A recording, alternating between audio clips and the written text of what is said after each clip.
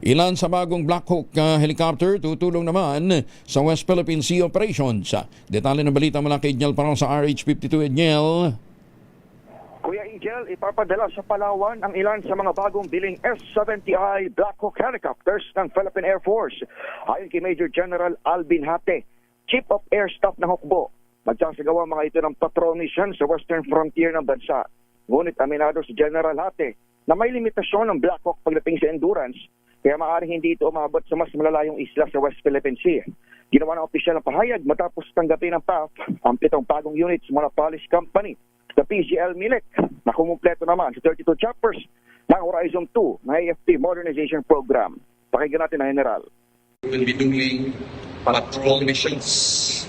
But of course, because of its limitation in terms of endurance, so we will only fly within the vicinity of Palawan. Dahil sa acquisition, 47 na ang S-70I Black Hawk na nasa fleet ng Philippine Air Force na ngayon ay tinuturing ng pinakamalaking operator nito sa buong mundo.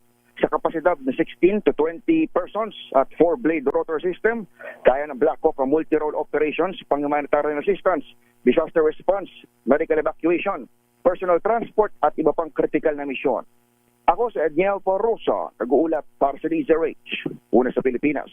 Una sa Pilipino.